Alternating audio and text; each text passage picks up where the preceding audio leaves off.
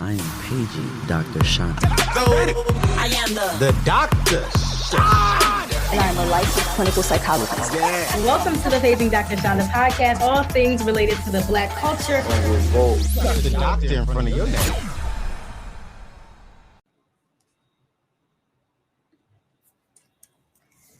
Hello. How are you, Dr. Webb? I'm doing great. I'm excited to be here. Me too. I'm excited to have you. Thank you so much for accepting my random DM and being welcoming to the conversation that we're about to have. Yes, I'm excited. Yes. And for those of you who are listening or watching on wherever you're watching from, thank you so much for tuning in and welcome to Paging Dr. Shanda, where we facilitate self-reflection through meaningful conversations in order for you to live a happy and healthy and whole life. I'm your host, Dr. Shanda, and let's get into it. Listen, I know this topic is going to be, it might ruffle some feathers, but I'm ready. Mm-hmm. It will. We can almost bet on that. Yeah. So if you can kind of like introduce yourself and tell the people a little bit about you and the work that you do. Yeah, so I'm Dr. Sarah Webb, the founder of Colorism Healing, and it is an international initiative to raise awareness about what colorism is across cultures, but also to help people do personal healing. So whether that be working on their self-esteem or working on their implicit biases around skin tone, and then also how people can be empowered to speak up and create change in their families and in their communities. And I've done a host of things, whether it's like teaching college courses, hosting international writing contests, teaching workshops to companies, and then doing my own events, support groups for dark-skinned women and the sort. Wow, that's amazing. I did not know you held support groups. I do. It's a joy. We're growing. We had our first in-person retreats in September. Wow. It was beautiful. It was actually in Baltimore. And so I'm excited to do the second round. But yeah, if anybody wants to know about that, you can find more at colorismhealing.com. Oh my gosh, that is amazing. Love all of the work that you are doing. Listen, I came across your work when you were on an international platform because the social media girlie's been in a frenzy for the past couple months. Like, we've been in a frenzy. Love and Hip Hop Atlanta had us in a headlock for quite some time now. Because of some very controversial comments made by a cast member toward another cast member. Mm-hmm. And so, I heard that they were facilitating a conversation regarding like colorism and the comments that were made. And I was like, let me see who will facilitate this because, I want to make sure they got it together. And when I tell you, I was just sitting on my bed smiling, just taking notes. I'm like, Chanel, you hear her say that? Like, I was like the sis that you didn't know you had while you were facilitating that conversation. Thank you. It was amazing. And I just want to give you flowers and say amazing job for that. Thank you so much. Yeah. So I'll say transparently, I don't do a lot of production stuff. I'm not on a camera, definitely not on a platform that large very often at all. So it was a new experience for me. So it's good to hear that feedback. I'm glad to know that so many people resonated with it. For sure. No, you ate that up. So which is part of the reason why I wanted you here, like, so we can have this conversation. Because I kind of was telling you backstage, like I posted some similar things related to like Erica Mena's comments and calling a dark-skinned cast member a monkey, right? A blue monkey. And the girlies was arguing in my comments. And that really just speaks to how like so many people were divided on this issue. Yeah. So what were some of the comments? Like where did you see people differing in their perspectives or opinions? Yeah. Well, okay. So some of the comments were, some people agreed that it is racist to call a Black woman or any Black person a monkey. Other people disagreed, stating that, if you go low, I'm gonna go lower. And I don't care, like, what that entails. Right. Other people were saying it's not racism. It's not colorism. If in fact their person's features resembles, an animal. Those comments, I always try to like go back and comment back because it's like, I don't know if you understand the magnitude of the internalized racism that you got going on there, but let's have this conversation. Right. Yeah. So it was a wide range of different responses that I had. Yeah. I saw various comments, and so also I'll say transparently too, I don't watch the show actively, but when that news came out, because of the work I do, everybody was sending me clips. Everybody's like, have you seen this? And this is colorism, and like, look at this. And so, yeah, I saw a lot of the same comments, and of course, arguments about, well, it can't be colorism because she's not Black, right? And so part of what I saw too was like, there's some basic understandings about what colorism is and how it actually happens in the society that people just are missing. And also just the simple fact that something can be racist and colorist, right? Like more than one problem can be happening at the same time. Yes. And for those of you who, for those of the people who are listening and watching who might not understand what colorism is, would you mind defining that for us? Yes. So colorism is a social hierarchy that privileges people with the lightest skin tones and that marginalizes and oppresses people with the darkest skin tones. And the important thing to remember is that when we talk about a social hierarchy, that includes not just like perceptions of beauty, but that also includes outcomes in school and education, in the workplace and healthcare settings. So every sector of society where we see racial inequality, there's also a color-based inequality due to colorism. You're teaching us already a color-based inequality. I'm going to start using that, and I'm going to quote Dr. Webb when I do. Yeah, I don't think I told you. I quoted you. I wrote an article for Essence on this topic. Ooh, but I put your information in my article. Thank you. I appreciate that. That's a good look. Of course. But yeah, no. So like this type of conversation often ruffles feathers. Because people like just don't understand all the times like how it can manifest. And I love that you explained that there can be various domains that colorism can manifest, whether it's in beauty, in the workplace, politics, like all these different areas colorism can impact us. Do you have any examples of like how that might look in these different sectors? Yeah. So one of the ones like early in my research days that I discovered around education and schooling, and how we always talk about like, oh, Black kids are more likely to be suspended than white kids, or they disciplined more harshly in the school to prison pipeline that, unfortunately creates more disparities for Black students, not only in schooling, but then making it more likely that they get arrested later on in life. And so there was a research study that looked at Black students, boys and girls, and it found that for Black girls in particular, that those with the darkest skin tones were 3 times more likely to be suspended than Black girls with very light skin tones. And again, they considered other factors like GPA, so like what their academic performance was like. They considered things like their social class, their family background, the kind of school they went to. And even despite all those other variables, they understood, or they saw in their findings, that they were consistently seeing that girls with very dark skin tones were 3 times more likely to be suspended. And I always ask people, if we're so outrageous when we hear about disparities between white folks and Black folks, why do we just dismiss or ignore the fact that there are disparities happening within our own communities, within our own families? And then some also, I want to say that colorism doesn't just happen amongst Black people. It is global. It is cross-cultural. People of different ethnicities and races have a similar color hierarchy in their communities. And so other studies in education have looked at Asian American students, Latinx or Latino students, and they see that even for siblings. So even when a brother and a sister, or a sister and a sister, are brought up in the same household, more often the lighter skinned sibling will have higher levels of schooling and education, right? And so we're seeing this across not only sectors of society, but across cultures and racial groups. And then beyond education, we see it in policing. I always say something, and if I could be a little, it's not controversial to me, but some people are taken aback when I say this. But when we look at the renaissance of the Black Lives Matter movement in 2020, because of the vicious murder of George Floyd, I always tell people George Floyd wasn't just a Black man. He was a dark-skinned Black man with full features. And that we see disproportionately that the darker your skin tone, and also you think about men like Alton Sterling, who's from my hometown, Michael Brown, Eric Gardner, they're all dark-skinned men with full features, and they're often larger in stature, right? So they're usually taller, fuller bodies. And so we see that not all Black people are experiencing racism in the same way. And we have evidence throughout time to show that. And then one last one that I'll share is how even amongst African Americans, there can be a 12 to 14% income gap or wealth gap, again, despite years of work experience or the type of job industry that they're in.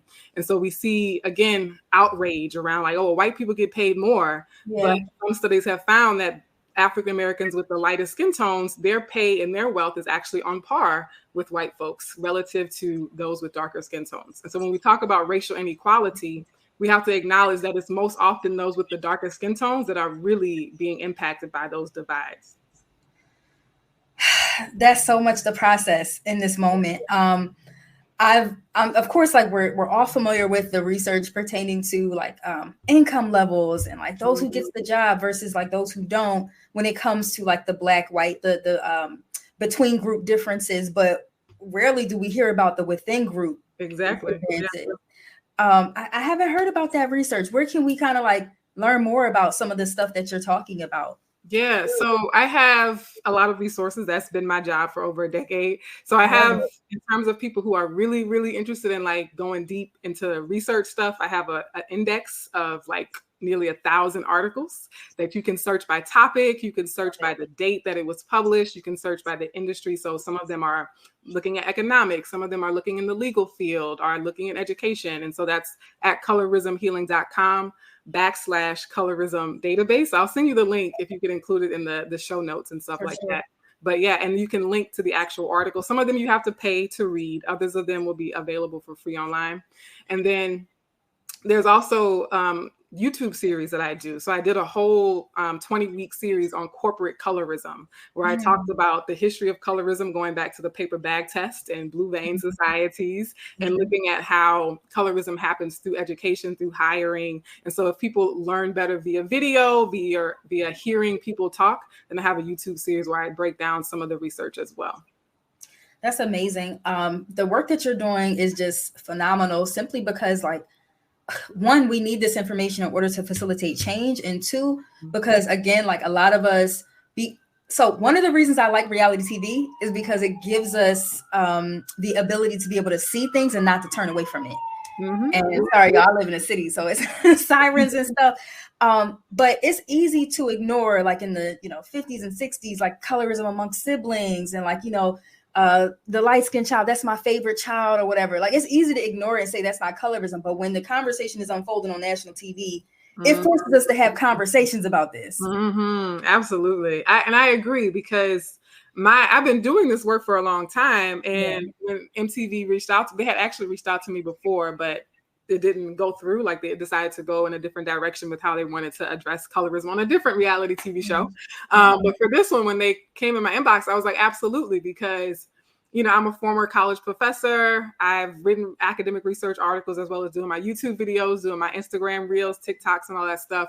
But I know that there's, people that need this discussion, need this conversation, that will never go to an academic conference, or they're not necessarily just seeking out colorism, right? But they might still need that information. And so I was like, okay, this platform would be perfect for like reaching other people in our community who just don't have that level of awareness of where to have these conversations. And so I've seen that. I've seen people that I grew up with, Dr. Shanda, that were like, I never knew Dr. Webb felt this way. And I watch this show all the time, and it's my favorite TV show. And, they felt seen. Like, they were like, this is something I've been feeling and experiencing my whole life. And now I'm having that validated and reflected on this like major platform. So we can't ignore it. The people in my family can't say I'm just being too sensitive, because look, they're saying it on MTV, So yeah. So what was that experience like for you, facilitating this conversation amongst the Love and Hip Hop Atlanta cast? Yeah. So speaking of like being in an academic conference, for example, like when I was in colleges and universities, what I tell people is that I felt more seen, more respected, more heard at that round table than I often have in academic spaces or corporate spaces, right?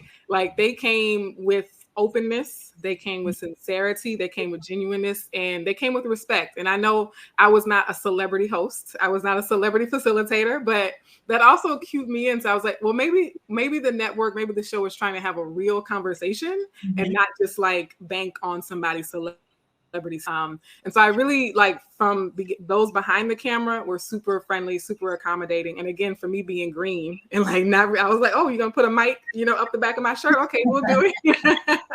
And like having to like be mindful of like camera angles and stuff like that. And so everyone, including the actual cast members, made me feel really comfortable.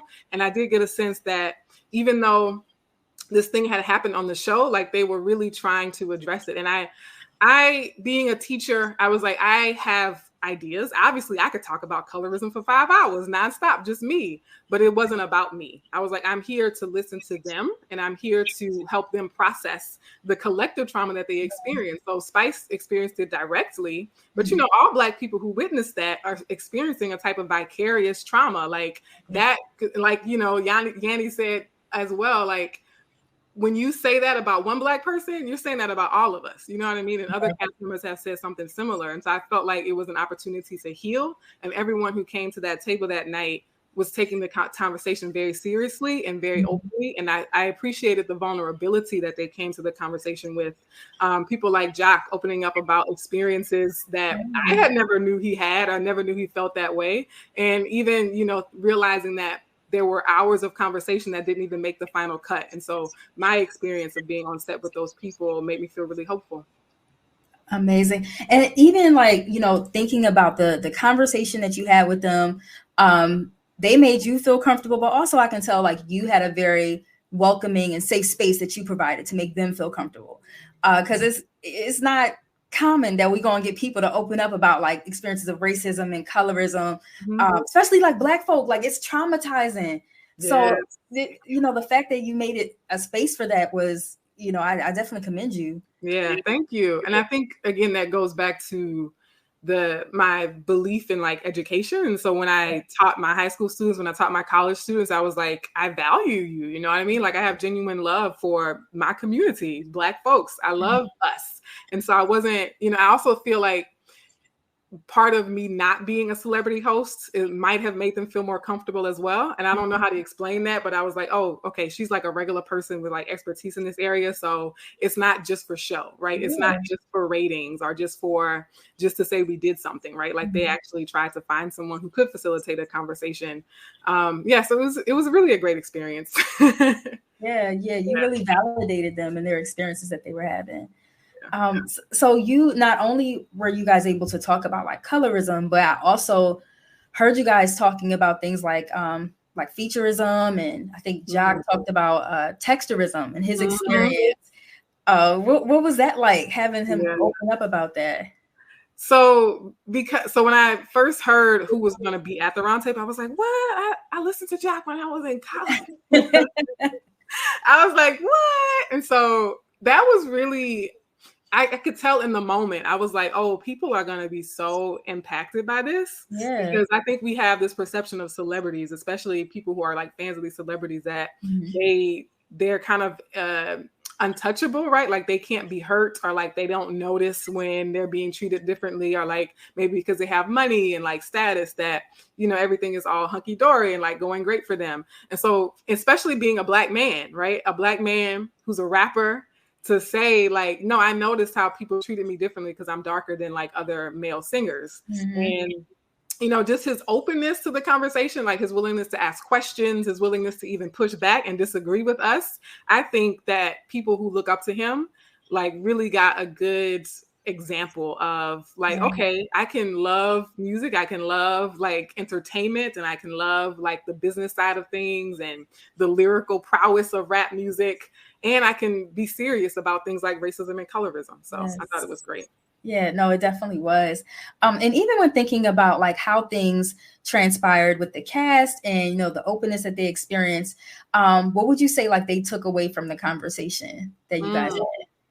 I think they took away like actually feeling heard and actually having a place to process and heal through some of what they witnessed and understand it. But also, and I think this Sierra put this out really clearly as well, like it's okay to talk about this stuff, right? Like it actually could benefit me, on my platform, but also like the people who look up to me, like they might really start to resonate if we open up about these issues more often. And I think my hope is that they whether it be like speaking engagements that they do at schools or like on their social media pages, that they do incorporate some social issues more often. And I think that would be very helpful. I think that being on a reality show, like it certainly highlights like the things that we experience in the Black community, because you're literally shedding light on it's pretty much a microcosm of us, like as a whole.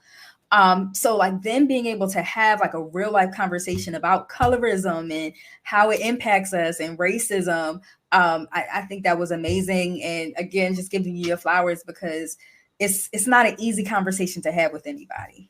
That's true. Yeah. It's not an easy one to have. Was there any pushback that you got from the not necessarily from the cast, but like from viewers?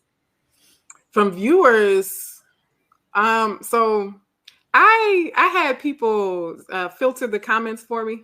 Okay. I had my mom and my sister send me the constructive comments. So I was like, if anybody was throwing shade in the comments, I, stayed away from it. I didn't really see it. But there was some pushback, because there are people who have negative perceptions of reality TV in general. Mm-hmm. And I liken it to a lot of times respectability politics. Are people just thinking you have to, be like super straight laced to be worthy? And I'm like, no, Black people come in all forms, right? All varieties, and we all deserve healing. We all deserve a space to talk about our experiences and to continue to learn and grow. So that in terms of that pushback, I was, I expected that, but it wasn't a lot of it, actually. It was only like maybe a couple of people here and there. And I was just like, yeah, I'm not just talking to people who are like in the ivory towers of some university. Like, I want all my people to benefit from this level of awareness and healing for our community. I'm here for it. And I'm right there with you. So when thinking about like reality TV franchises as a whole, so this isn't the only reality TV show that colorism has been a topic of conversation over the past year or so. Yeah. Yes, it hasn't. I think the reality TV is indicative of like a lot of entertainment spaces. Yes. So I wouldn't blame like just reality TV. I think any form of media, even, magazines and like print media, can be guilty of perpetuating colorism. But I think with reality TV, because like you said, we are looking into actual people's lives. So it's not like a scripted show where it's like a story about a made up story. Like, we're looking at people's actual lives. And so when someone says something, they're actually saying that in real life, and they're actually saying that to a person. It's not like, a character that I'm pretending to be said something. Like, no, like actual people are experiencing this. And so I think that is part of the shock, that is part of the drama, part of the trauma even, is that like, no, like she really said that. It wasn't like some line that someone wrote for her and she was acting it out. And so I think seeing it in reality TV show, there have been attempts to address it, and there's been for years, for like at least a decade, of not only colorism and like who gets cast on the reality shows, but then how they're treated when they are cast on the shows. And I think this was the first time that a show or / network like really stepped up the conversation, really stepped up how to respond to the fallout of that. And so hopefully that sets a precedent if it happens again on other shows, like the kinds of conversations they need to have to address it. Which brings me to my next point, because let me tell you, Real Housewives of Potomac. Let's talk about it. So colorism has been the topic of conversation amongst these ladies for quite some time. It's been a couple seasons, but it really got more intense last season, where there was like violence that actually occurred between one cast member who was like of a lighter complexion, Mia Thornton, to a cast member who was of a darker complexion, and her name was Wendy, Dr. Wendy. People were accusing Wendy of being like, you're hostile, you're taunting, blah, blah, blah, but they didn't really come at Mia with the same energy, who again is of a lighter complexion.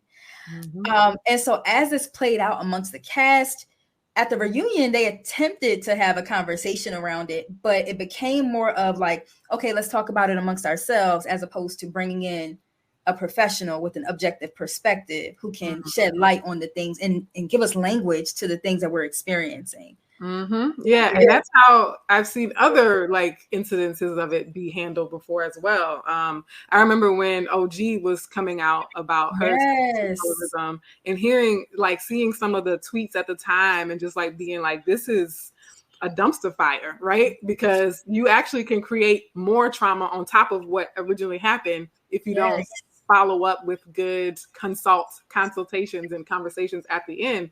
But yeah, you're right in terms of that particular stereotype, because it was the same thing on Love and Hip Hop Atlanta, right? Where it's like you automatically assume that the darker skinned person is the aggressor, right? And people give the lighter skinned women the benefit of the doubt, or if a lighter skinned woman does get violent, they try to justify it, right? Well, like, well, you came for her and you started it, and so her violence is justified, right? When if the roles were reversed, then it would just be flat out like, no, you're too aggressive, or you asked for it type of thing for darker skinned women. And I think that's part of something that we see it, like you and I see it and like other people see it.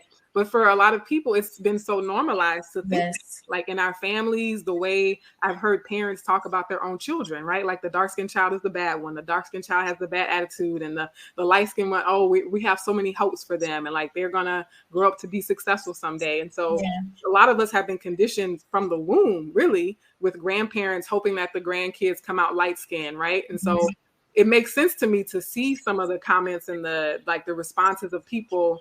But if we don't continue to call it out, and if we don't continue to point out like what's actually happening when people say that, like, you are subscribing to racism. You know, a lot of us will be like, oh, a white person can't say the N-word. And I'm like, well, what we're doing is contributing to the thing we claim to be so hurt by, called racism. And so I always tell people, if you're condoning colorism, you can't hope or expect to ever end racism, right? Because they are fueling and reinforcing each other over and over and over again. How do we get people to confront their own like fragility when topics like colorism is brought up? That's I love the way you phrase the question. Right, you got right to the heart of it. So for Black people, it's hard for us because we are so used to talking about something like racism. And racism is easy for us because it's like, oh, it's those strangers over there that are being mean to us. It's harder to talk about colorism because then we have to turn the mirror on ourselves and be like, oh, I actually internalize those beliefs, and I am causing harm to my own family members, my own community. And so part of it is, it's like that sense of guilt. And I always tell folks, it's like, now y'all understand why white people be trying to run from conversations about racism. Thank you. That's the same thing I be saying. Y'all be feeling guilty because like, oh, I did think somebody who was darker was less attractive or whatever. And there are tangible benefits. There are tangible privileges. And even the P word, I talk about the P word, privilege. People are like, no, I can't be privileged. And so people of color, Black people, oftentimes we think only white folks can have privilege. And that's just not the case. Like, even a Black person can have a form of privilege, right? I talk about how I'm skinny. And my whole life, I've seen how I didn't get bullied because of my size, whereas a lot of, plus size girls would always get taunted, always get bullied. And so I didn't have to, do research to see that, to have awareness about that. It was pretty clear how society values people with skinny bodies versus people with fat bodies, right? And so the same thing with color. A lot of times we see it and we get so caught up in like, oh, that's what the trend is to laugh at the dark skin people, say, oh, you're too dark, or where did you go when the lights get cut off, right? And so we're like, oh, I want to fit in with the crowd of people, and so I'm going to participate in the jokes, I'm going to participate in the taunting or the quote unquote preferences. But it is when you remind people that what you're doing is contributing to racism, I think that really shocks people or jars people into saying like, okay, well, maybe I need to do my inner work to let go of these ideas and attitudes. So you're basically saying that when they don't want to confront it, they're aligned with white supremacy, is what I'm hearing. There you go. Yes, okay. Let's put it in tennis shoes.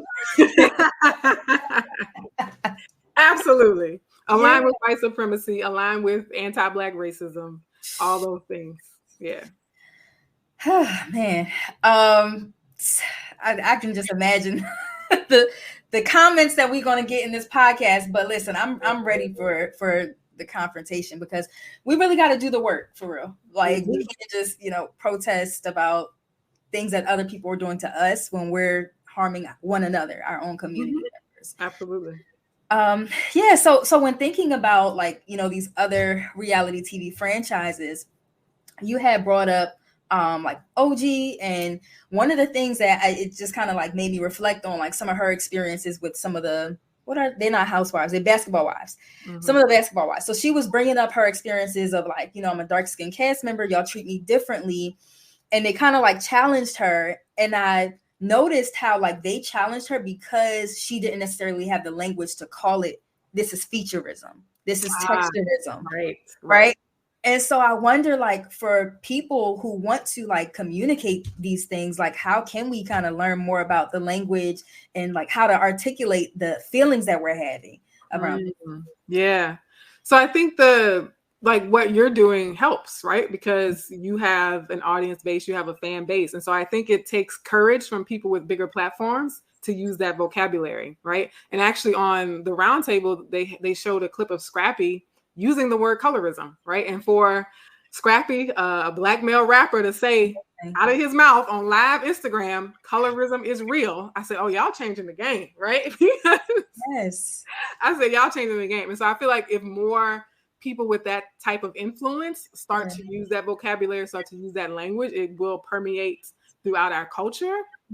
And also like normalizing the facts that are like making it okay that these things hurt us. And a lot of times, that Black cool is really seductive. Like, ooh, I love being cool and Black and unbothered and ain't nobody, bring me down type of attitude. But I think pretending like Black people can't be hurt is actually kind of problematic because it allows people to continue hurting us without being held accountable. But also it kind of prevents us from healing. And so I think part of it is we have to stop shaming people if they say like, what you said actually hurts me and like how you treat me actually hurts me, because there's this common response like, oh, you just need to let it go. Don't care about what people say. Just brush it off, right? So that's also why I emphasize the fact that colorism is not just about like how I feel personally, but it is also contributing to like actual harm in my life, right? Whether it be like lower income, lower pay, whether think about influencers and brand deals, right? Like all sorts of things. But the personal and emotional piece, I think, is if we don't heal, we're going to continue to hurt each other. And a lot of times people talk about like, oh, well, you said something to me because I'm light skinned, right? And as if that doesn't come from colorism, right? As if like, if there was not a color hierarchy, then the dark skinned sister wouldn't have anything to quote unquote be angry about. And so I'm gonna go ahead and say this because I know some of the comments are going to be, what about reverse colorism? Doesn't it happen both ways? And they are mean to me because I'm light skinned. And what I tell people is that they're not mean to you because you're light skinned. They're mean to you because you benefit from a system that marginalizes and oppresses them. And so when you frame it like that, what I always say is if you care about dark-skinned Black women retaliating to a system, then you have to be trying to dismantle and break apart that system. So you have to be willing to say, like, yes, I have benefited from colorism. Yes, I do have privilege as a lighter skinned person. And yeah, dark skinned people might resent that, right? But if I'm not actively trying to fix the problem, then can I really be mad at them if they resent that? I don't know. and that's the real tea, right? Like, I think if we're going to call it what it is, then we have to be about doing the work. And I'm so glad that you said what you said about reverse colorism, because like people will argue that point to death. Like reverse colorism, is it a thing? Like I personally believe, I don't think that's a thing. Like people are mean, people are bullies. Like you're going to, growing up, you're going to get made fun of, but it doesn't necessarily mean that it is it's not like that reverse colorism that people tend to argue. Yeah, and I did an Instagram reel with Blair Miney, who's a very, very light-skinned Black woman, and we talked about how reverse colorism doesn't exist. And so she said, as her light-skinned self, just like there's no reverse racism, there is no reverse colorism. And so yeah, Black people can be mean to white people, but that doesn't equate to centuries of oppression. And so yeah, dark-skinned people can be mean to light-skinned people and vice versa, right? But that doesn't mean it's like, oh, a whole system is out to oppress light-skinned people. And so that's what people have to be honest about. Exactly. I'm here for it. Okay, so when talking about like, colorism and racism, specifically talking about name calling and calling a Black woman a monkey, right? So we've established it is racism. We don't have to define that. This isn't like the only time though I saw a Black woman call another Black woman a monkey on reality TV. Interesting. Yes. So I was literally, so I told you like reality TV is one of my guilty pleasures. Yeah. And I like the back in the day reality TV. So I was watching Hollywood Divas. Okay. Which is a show that came out around like 2015. Paula J. Parker is on it. Countess, what's her name? Countess Vaughn.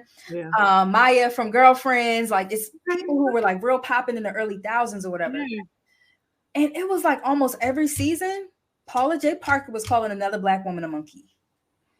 And there was I'm like, yo, if this was like today, we would have had more conversations around this. Yeah. And I wonder why isn't there more backlash when things like this happen, like amongst ourselves on that reality TV stage?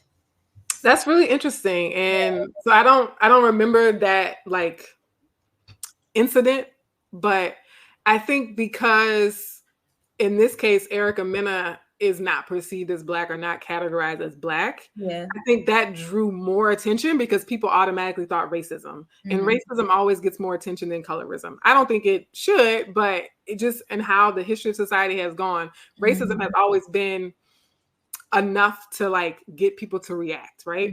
And so it's a theory. We could speculate that if it had been, in this case as well, a Black woman that everybody knew and saw and identified as Black called Spice a monkey, then maybe we would not have seen the type of backlash and vitriol. But I think people were like sort of gravitated towards it, like just like ants on a, piece of chicken bone. Like we're like, oh, we got to talk about this because, you're not Black and you're saying this to a Black person. And so I think that could have been what happened in 2015 as well. But again, since 2020, like the explosion of DEI, the explosion of like, oh, everybody has to be anti-racist now. And everybody has to talk about diversity, equity, and inclusion. So even though 2015 wasn't that long ago, and we would like to think we were somewhat ahead or progressive back then, we didn't have like the social pressure and the attention of social media to try to hold those franchises accountable the way we do now. So that could also be why it flew under the radar. Yeah, I agree. This was a time where, TikTok was not a thing. Right. People weren't on like IG like that. So I 100% agree with that. And I think that the recent backlash that was received as a result of like Erica calling Spice a monkey, I think we just got to be more cognizant of stuff like this, whether you understand it to be racism or color or however you want to label it. I think us as people who want to protect other Black people, it's our job not to inflict that type of harm. Absolutely. So, but Dr. Webb, can you tell us how we can stay in touch with you, the resources that you have, your upcoming support group, like all that stuff? Yes. So the most fun way to follow me is Instagram at Colorism Healing, because I do like reels, I post a variety of things. But if you're really trying to actually work with me, like join my support group or hire me for like a speaking engagement, then you want to go to my website, which is colorismhealing.com, which is also where those research articles I mentioned are housed there. And then also I'm on YouTube. So again, I have like series. I did a whole fall series on colorism in media, like that just ended on November 5th. So I think people who want like, again, video content, that's a good place for them to dive deep as well. Amazing. And then also Colorism Healing on YouTube. Awesome. And so you guys, it'll be listed in the show notes as well. So if you want to check out the website, as well as her YouTube, you can definitely click on what we have listed to stay connected with Dr. Webb. Dr. Webb, it's been a pleasure. I appreciate your time. Yes, absolutely. Thanks for keeping it real with us. Of course. No, like you can always come back and we can continue to have these conversations, because I can guarantee you, like, we're going to keep talking about it. More things are going to happen. That's just the way life goes, unfortunately. But, we're here to facilitate the conversation. So absolutely love it. Thank you for what you do.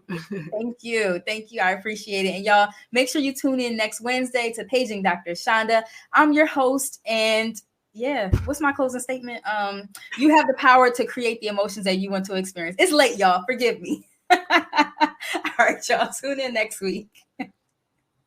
What's up, y'all? This is Clint Coley, and I'm the host of the Music is a Love Language podcast. Now, check this out. If you're a fan of music podcasts, then be sure to check out and subscribe to Music is a Love Language podcast. We are a podcast that has honest conversations about music all day, every day. If you like to argue music, this is the podcast you want to be listened to. And it's brought to you exclusively by the Revolt Podcast Network, anchored in hip hop and powered by creators. Again, make sure you guys follow and subscribe. Music is the Love Language podcast. I'm Clint Coley. Hope to have your ear soon.